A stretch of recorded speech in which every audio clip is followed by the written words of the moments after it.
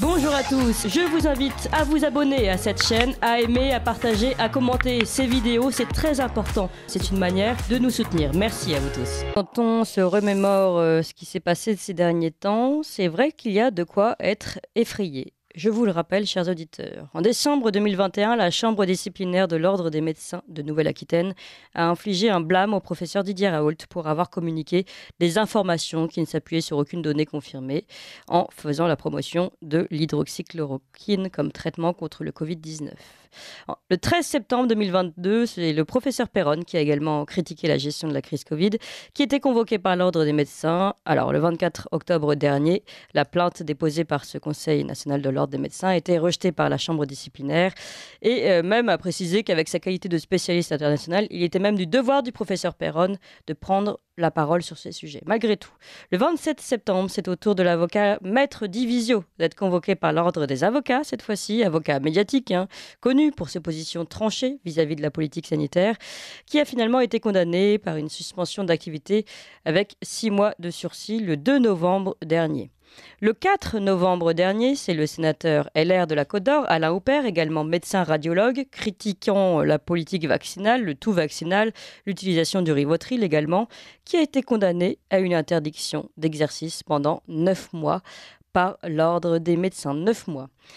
Le même jour, c'est l'ex-députée LREM, puis non inscrite Martine Vonner, qui s'est démarquée ces 2 dernières années pour son combat pour les libertés face aux restrictions imposées par le gouvernement d'Emmanuel Macron, qui comparaissait devant la chambre disciplinaire du Conseil régional de l'Ordre des médecins à Nancy. Martine Vonner risque jusqu'à la radiation.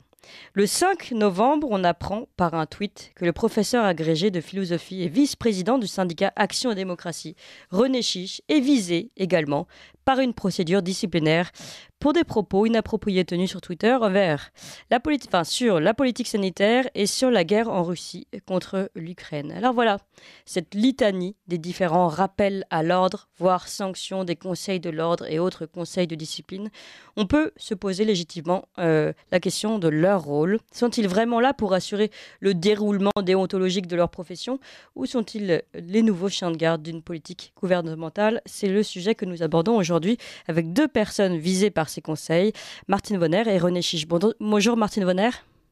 Bonjour Clémence, bonjour à tous vos auditeurs. Vous êtes, je le rappelle, donc ancienne députée non inscrite du Bas-Rhin, médecin psychiatre et fondatrice de ce mouvement Ensemble pour les libertés. Et nous sommes également avec René Chiche. Bonjour René Chiche.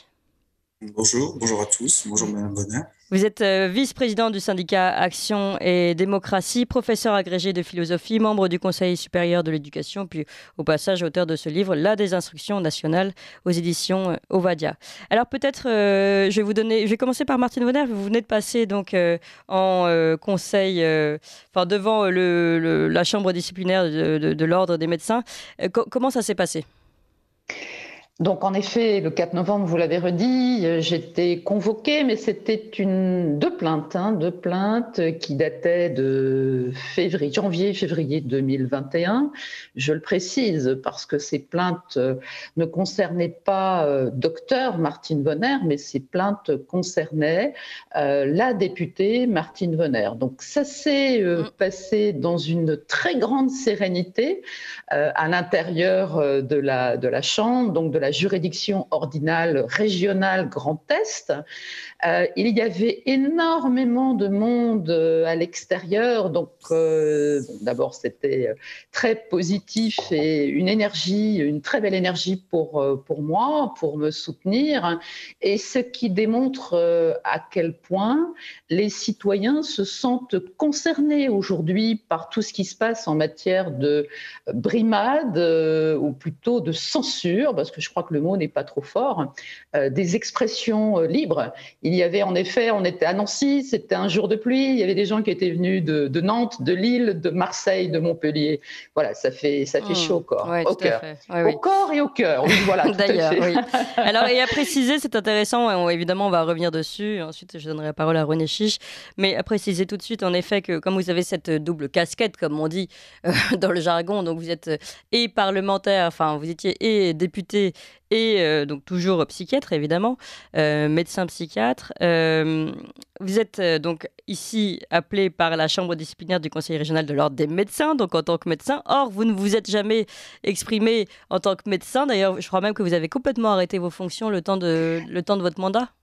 Alors, je n'avais pas arrêté totalement, mais je faisais une activité, ce qu'on appelle une vacation par semaine, donc ça représente 3 heures par semaine.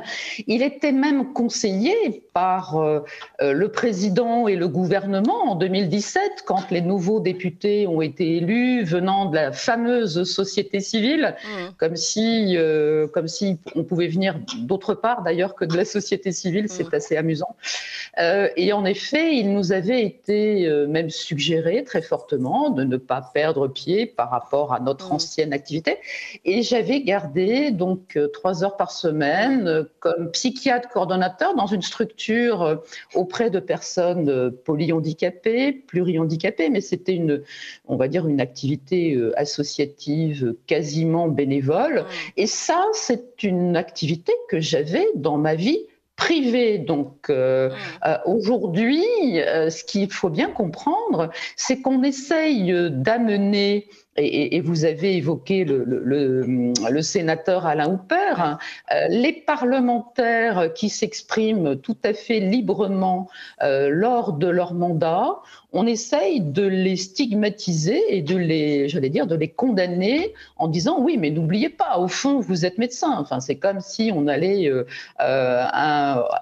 importuner tous les parlementaires, juristes, avocats, en disant mais vous êtes en train de construire la loi, mais que faites-vous puisque vous avez un conflit personnel, puisque vous-même vous êtes un homme ou une femme de droit. Donc voilà. C'est complètement dissonant et nous avions imaginé nous soustraire à cette chambre en disant mais au fond le docteur Vonner n'a rien à y faire puisque le docteur Vonner n'était pas en exercice, parce que je le rappelle aussi que quand on est parlementaire, quel que soit l'endroit où nous nous exprimons, que ce soit l'intérieur de l'hémicycle, donc de l'Assemblée nationale, ou quel que soit le territoire, nous sommes députés de la nation.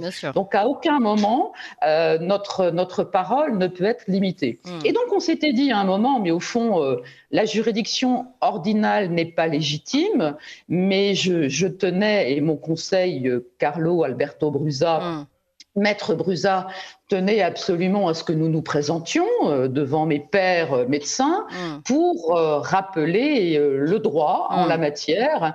Et c'est ce que nous avons fait. Donc encore une fois, avec beaucoup d'écoute de mes confrères et du magistrat. Je rappelle que devant ces chambres ordinales, ce sont des magistrats indépendants qui viennent de tribunaux administratifs. Ils n'ont rien à voir avec l'ordre des médecins. Et donc, en tous les cas, l'écoute était tout à fait intéressante et j'ai pu moi-même m'exprimer à la fin de cet échange qui a quand même duré plus de 3 heures. D'accord. Alors, je me tourne vers René Chiche. Donc, vous aussi, on l'a appris par un tweet notamment. Vous l'avez écrit le 5 novembre dernier. L'Éducation nationale engage une procédure disciplinaire contre moi.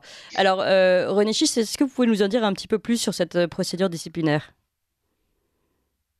Je comprends que la succession des dates que vous avez évoquées précédemment interroge beaucoup de monde et interroge l'opinion également.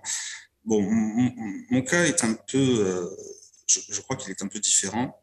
Je suis scandalisé de ce que je viens d'apprendre. Le sénateur Houpert, la députée Vonner, ce sont effectivement des parlementaires qui exercent leur mission de parlementaire et qui n'ont pas du tout à rendre compte de leurs paroles autrement que devant les électeurs. Ça, c'est la règle de base de l'état de droit.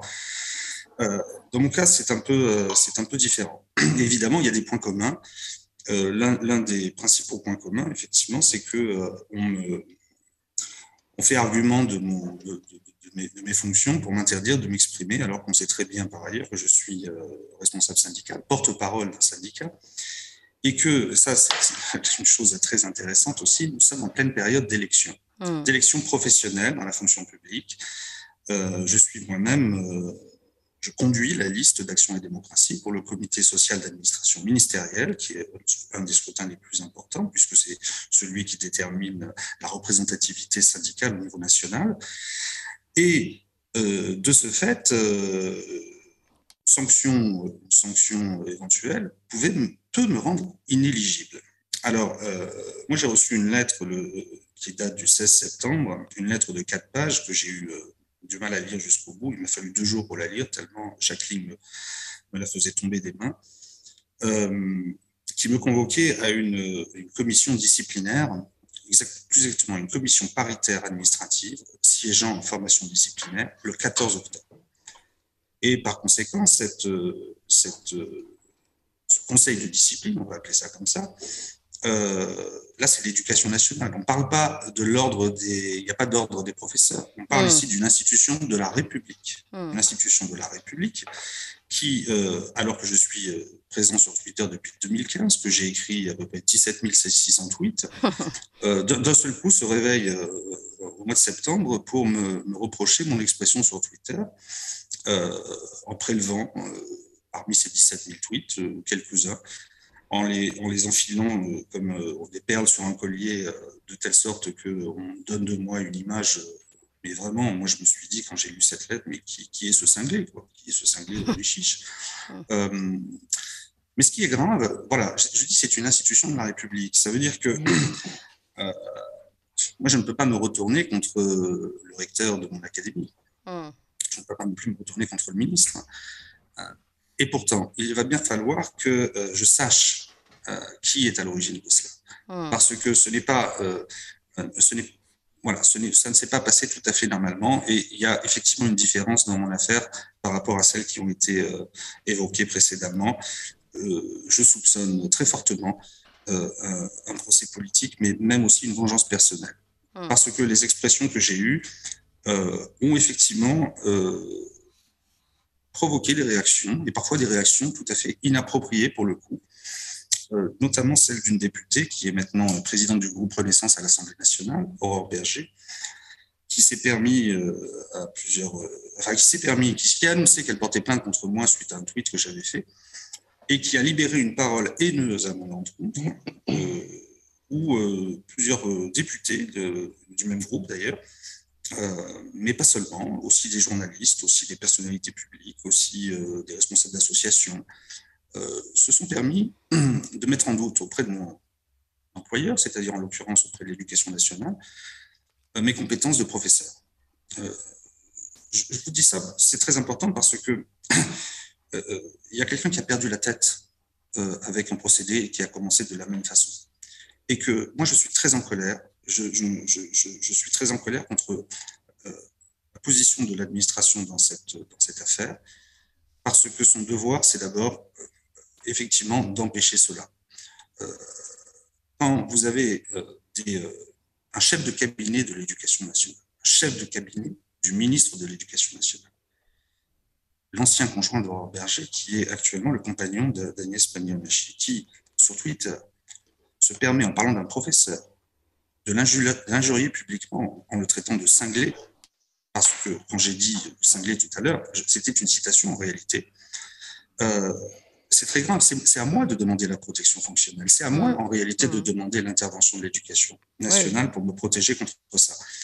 Mais je voudrais quand même vous dire pourquoi j'ai annoncé ça publiquement, parce que je vous ai rappelé les dates, j'étais convoqué à une commission qui devait se tenir le 14 octobre, et qui était susceptible non seulement de me sanctionner et de me rendre, par cette sanction-là, inéligible, alors que je suis en plein processus électoral, mais qui surtout est composé de représentants du personnel qui, eux, sont issus des précédentes élections, et par conséquent avec lesquels je me trouve actuellement en concurrence dans le cadre des élections professionnelles.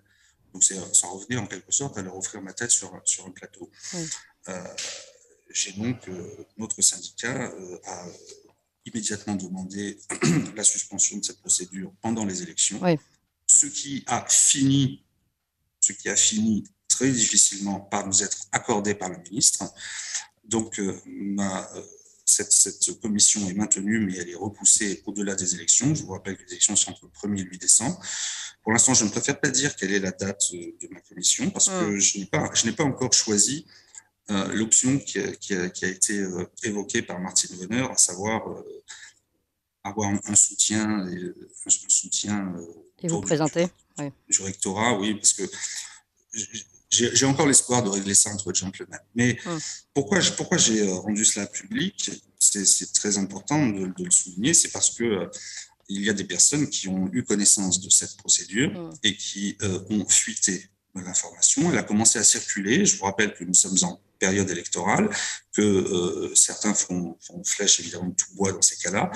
Donc je n'ai pas eu d'autre choix que de le dire, que de le dire publiquement. Maintenant, j'ai encore beaucoup de choses à dire, mais pour l'instant, j'observe un strict devoir, non pas de discrétion et de réserve, mais tout simplement de prudence, parce que je veux aller jusqu'au bout. Et je n'ai pas l'intention de me défendre, j'ai l'intention de faire rendre gorge, rendre compte à tous ceux qui sont derrière cela, parce que c'est manifestement une opération commandée. Oui. Alors on va continuer, René Chiche, d'en parler avec Martine Vonner. Opération commandée, délit d'opinion, toutes ces questions peuvent se poser et c'est quand même le lien qui se trouve entre toutes les personnes que nous avons évoquées tout à l'heure. Aujourd'hui sont avec nous René Chiche et Martine Vonner, mais d'autres étaient visés et on continue d'en parler, mais d'abord un rapide point sur les informations. On est un petit peu en retard, il est 8h02. Ligne droite, le témoin a dit la vérité, il doit être exécuté. La table ronde. Je rigole parce que je vérifie comme ça si mon réalisateur Franck est vraiment très très attentif, parce que je lui ai envoyé une petite musique vraiment à la dernière minute. Alors on reprend ce sujet très grave pourtant, on rigole, mais il s'agit de ces ensembles de sanctions ou de conseils réunis autour des personnes qui visiblement ont parlé un petit peu différemment, tout simplement, hors de la doxa. Il s'agit du professeur Didier Raoult, du professeur Perron, de l'avocat Maître Divisio, du sénateur Alain Houpert, également médecin, de la ancienne députée Martine Vonner, également médecin psychiatre, et puis pour finir du professeur agrégé de philosophie et vice-président du syndicat Action et Démocratie, le professeur René Chiche.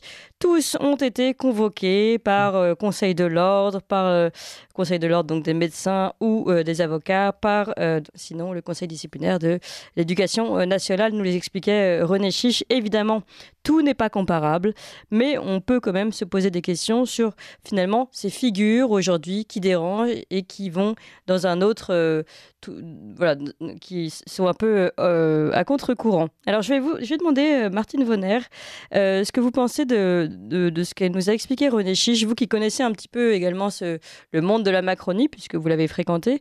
Est-ce que vous êtes surprise notamment par les noms évoqués par René Chiche ? Merci de me redonner la parole, Clémence. Je suis profondément choquée de ce que j'ai entendu de la part de Monsieur Chiche. On est là face à une personne qui est très diplômée, une personne qui est investie auprès de ses étudiants, une personne qui est investie dans une dynamique syndicale. Et bien évidemment, on ressent là une action commandée, quelles que soient les personnes citées, de professeur Raoult, Perron, Houpert, l'ensemble des confrères qui aujourd'hui, je tiens à ne pas les oublier parce que chaque semaine, j'apprends que l'un ou l'autre confrère passe devant la juridiction ordinale. On est là face à des personnes qui sont tout à fait légitimes dans leur rôle, qui ont même le devoir on va dire, d'éclairer le débat aujourd'hui dans notre société. Et je parlais d'action commandée, oui, on sent très bien derrière ça la main politique, la pression politique pour faire taire les opposants. Et quand on dit ça, on se dit, moi j'ai envie de me pincer en disant, mais je parle de la France ou je parle d'un autre pays. C'est complètement incroyable. Et plus on avance, plus, on va dire, ces espèces de procès d'intention continue de fracturer notre société, continue de fracturer le peuple, parce que il suffit de voir les gros titres. Bon, là, je ne sais pas comment ça s'est passé pour Monsieur Chiche, mais me concernant, les gros titres en permanence dans ce qu'on appelle la presse quotidienne régionale, fait qu'on oublie déjà, enfin, on a déjà quasiment jugé avant d'avoir la fin de l'affaire. Et donc, ça permet, en tout cas, ça facilite le discrédit, la stigmatisation, et c'est profondément choquant. Et aujourd'hui, cette chasse aux sorcières à tous les niveaux, et M. Chiche a cité quelques personnes qui ont malheureusement, et en tout cas très volontairement, relayé par des tweets personnalisés. Rien ne m'étonne parce que, en effet, ce sont des méthodes habituelles que j'ai connues de l'intérieur en étant à l'Assemblée nationale. Les pressions où on me disait même avant que je puisse m'exprimer ou défendre des amendements, mais tu ne vas quand même pas oser le faire.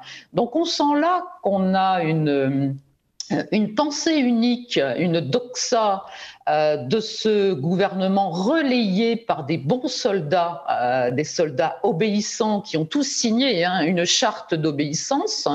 Et malheureusement, eux ont accès aux plateaux divers et variés, aux réseaux divers et variés.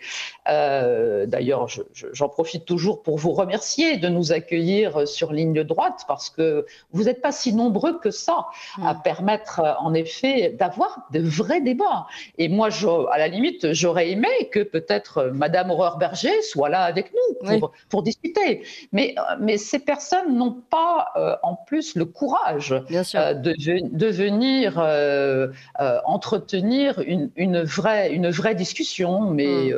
Mais ces tweets vengeurs et assassins font énormément de dégâts, et il faut que les Français en prennent conscience.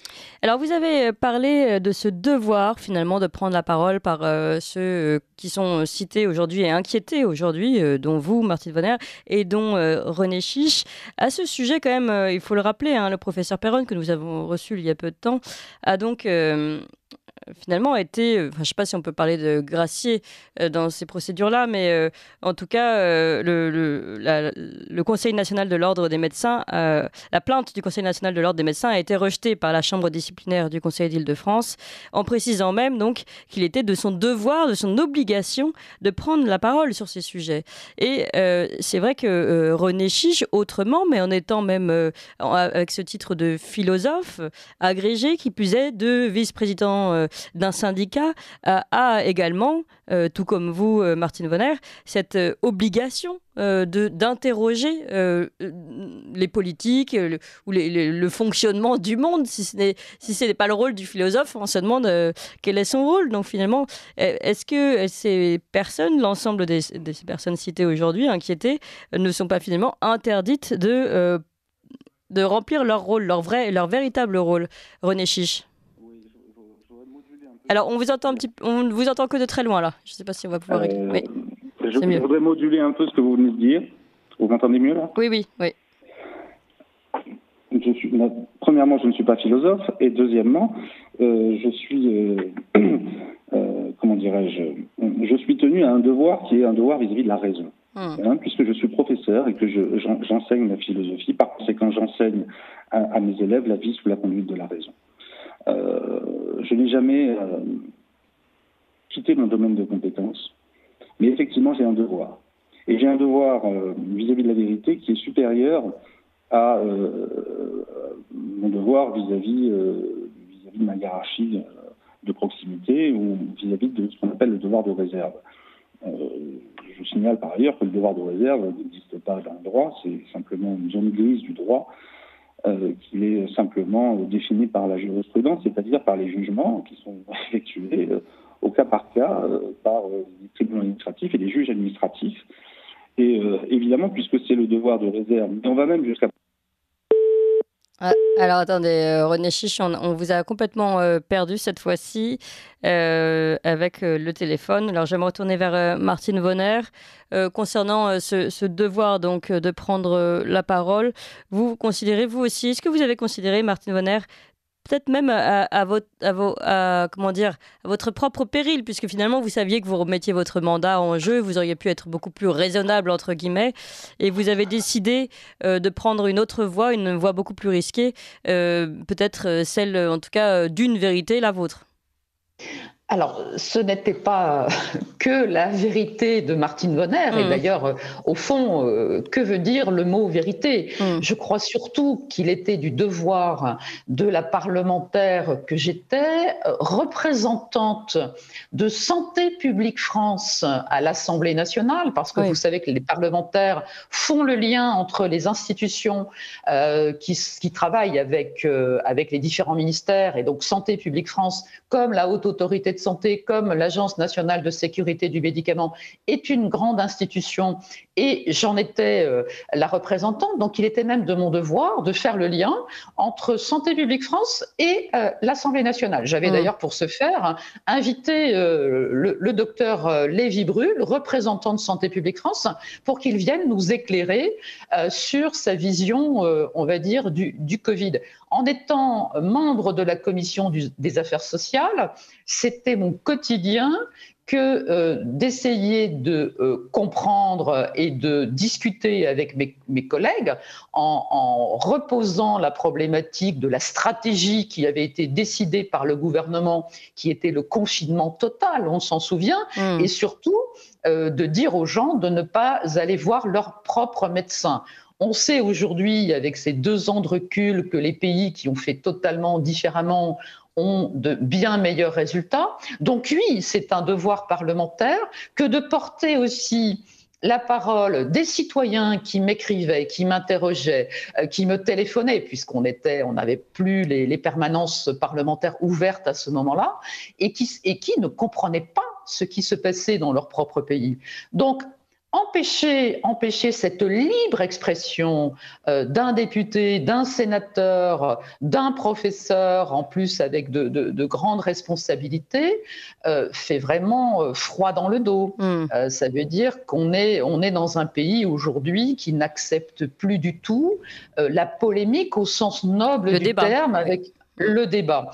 Et ce qui est encore plus effrayant, c'est que toutes ces convocations à venir se justifier devant les ordres, devant les conseils disciplinaires, se positionnent à un moment où ce gouvernement nous annonce des assises de la bien-pensance, en tout cas des assises qui auront lieu... Antisectaires et complotistes. Voilà, début 2023, pour lutter contre les sectes et les complotistes.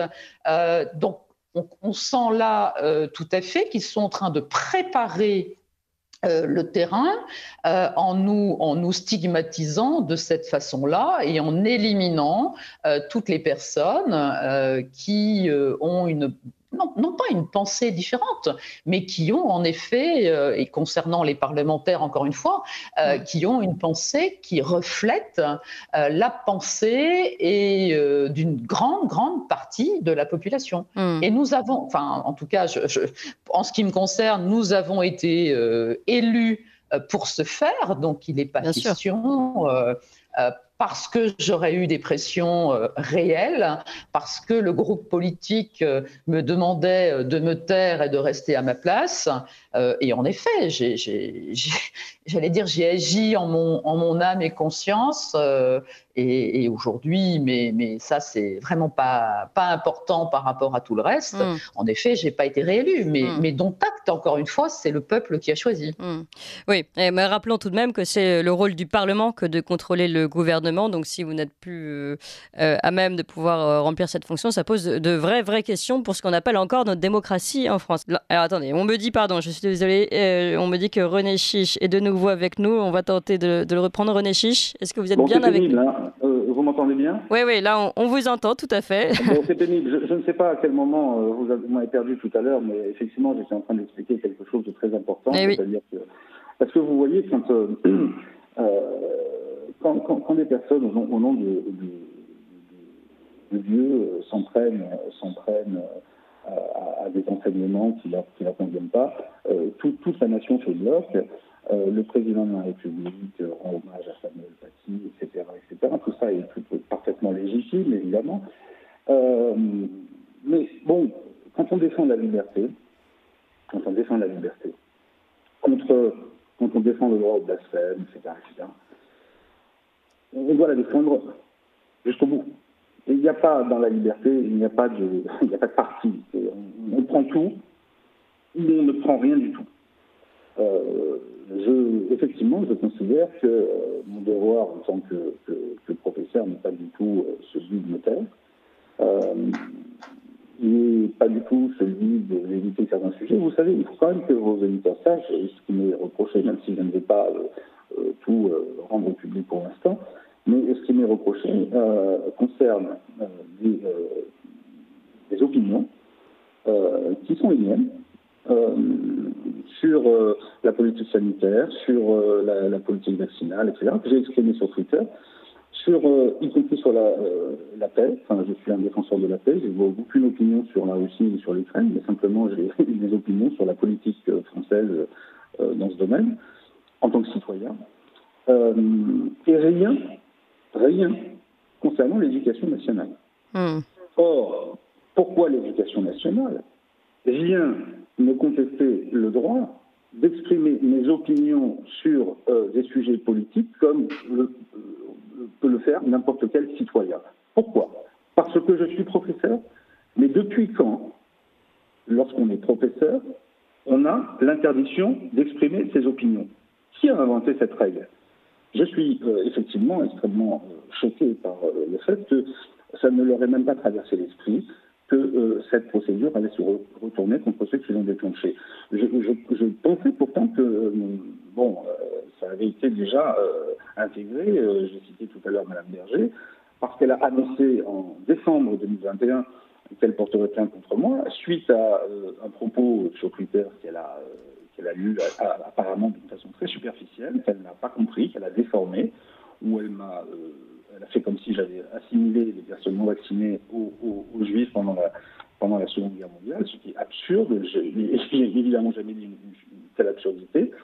Et ce que j'ai souligné, c'est que effectivement la loi qui empêchait finalement, qui pourrissait la vie des non vaccinés, c'était la première fois en France depuis le statut des Juifs, on avait une loi pareille. Bon. Pour qui se lit connaît un peu le... Moi je m'exprime, je suis professeur et je ne dis pas n'importe quoi, je fais très attention à ce que je dis et je ne franchis absolument aucune limite. Lorsque Mme Berger a annoncé qu'elle porterait plainte contre moi, mais que ne l'a-t-elle pas fait? Au moins parce que l'avantage, si vous voulez, de la vraie justice par rapport aussi bien aux procédures dans l'ordre ordinal, comme cela a été dit, ou administrative, dans mon cas, c'est que la justice, elle est rendue toutes portes ouvertes, en public. Et le mot public est fondamental. La République, c'est d'abord le caractère public des choses, c'est-à-dire la transparence. Moi, ce qui m'inquiète beaucoup, c'est que maintenant, on ait la possibilité en France de se servir des institutions de la République pour faire des choses en dehors de toute transparence. Eh bien, vous pouvez compter sur moi pour donner la plus grande publicité à tout ce qui va se passer, parce que si l'on m'empêche de m'exprimer, il va falloir empêcher à tous les professeurs de France d'abord d'être sur Twitter, de s'exprimer comme ils s'expriment, etc. Mais quelle régression, c'est inacceptable. Donc, effectivement, nous irons très loin.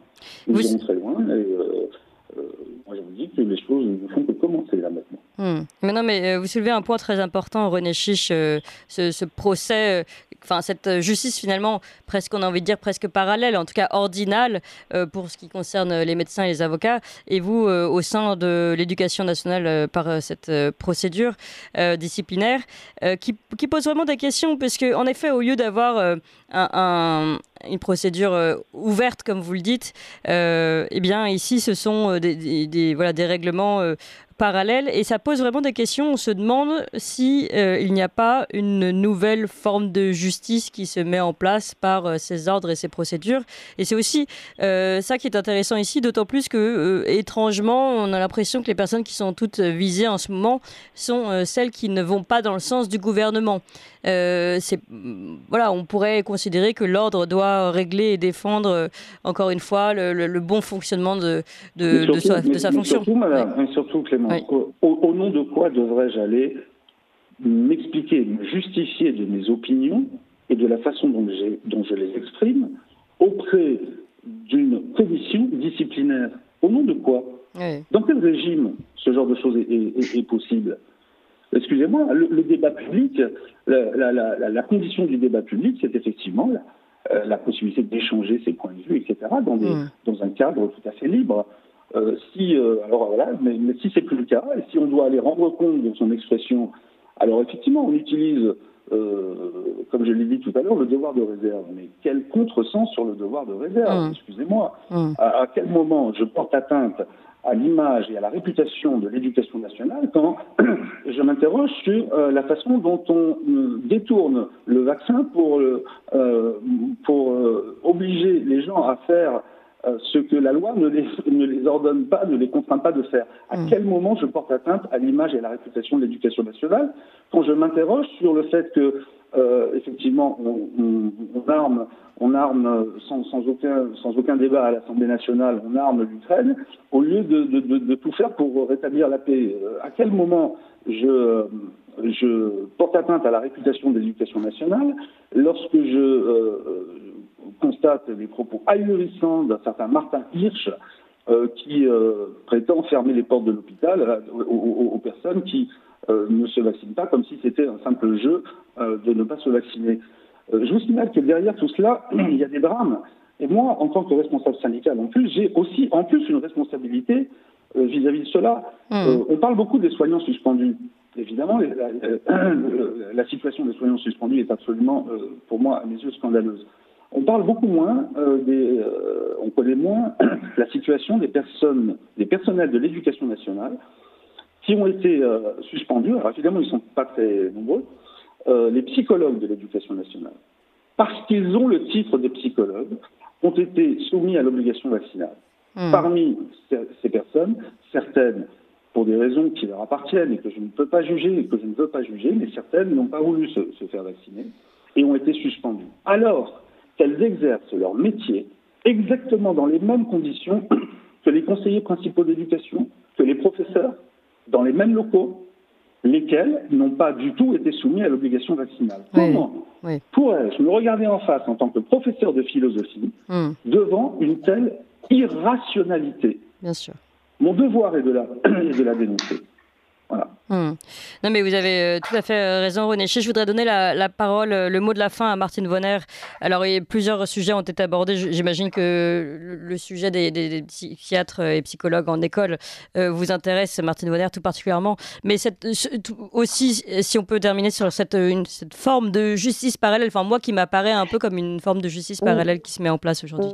Oui, tout à fait. Cela laisse à penser ou laisserait à penser que quelles que soient les personnalités et quel que soit l'endroit, à partir du moment où on ne relaye pas en permanence cette pensée unique, dès qu'il y a le moindre désaccord, on perdrait de fait la légitimité d'exercer notre métier, notre profession. Monsieur Chiche devant ses élèves, un médecin, Alain Houpert. Alors moi, je vais éviter de parler de moi puisque je n'ai pas encore eu le rendu de la sanction. Donc, on perdrait cette légitimité d'exercer notre métier. Mais c'est profondément scandaleux. Et il y a en effet ce désir de la part du gouvernement, en plus de faire porter par d'autres juridictions, parce que au fond, un parlementaire qui ne respecterait pas la déontologie de l'Assemblée nationale ou du Sénat. Il y a des procédures très claires, très publiques. Il y aurait pu y avoir une saisine du bureau de l'Assemblée nationale contre moi. Ça n'a pas du tout été le cas. Et en effet, il y a cette juridiction beaucoup plus feutrée et qui ne sait pas sur quoi elle doit juger, puisque, encore une fois, mes pairs médecins ne peuvent pas juger un député. Donc oui, c'est profondément inquiétant. Et nous devons rester les vigies, en effet, de cette liberté d'expression. Sinon, on va aller tout droit vers un monde où la lumière va devenir de plus en plus ténue. Et cela est profondément inquiétant. Et merci à Monsieur Chiche, à la place qu'il a et au devoir qu'il a, en effet, de garder cette raison et d'expliquer qu'est-ce que c'est que la raison à ses étudiants. Et merci à lui d'avoir eu cette liberté et de quel droit, en effet, un conseil disciplinaire viendrait à le juger. J'espère que nous serons... s'il faut, être tous présents pour accompagner Monsieur Chiche dans cette... Voilà. Ce sont deux procédures de toute façon que nous allons suivre, celle de René Chiche, je le rappelle, vice-président du syndicat Action Démocratie. Merci beaucoup à vous René Chiche, et celle de Martine Vonner, ancienne députée du Bas-Rhin et médecin psychiatre. On suit évidemment les procédures qui sont intentées contre vous et puis on va continuer surtout de parler librement ici. Merci à vous. Vous appréciez cette émission? Alors aidez Radio Courtoisie à en produire d'autres en indépendance totale. Rendez-vous sur soutenir.radiocourtoisie.fr. Merci d'avance.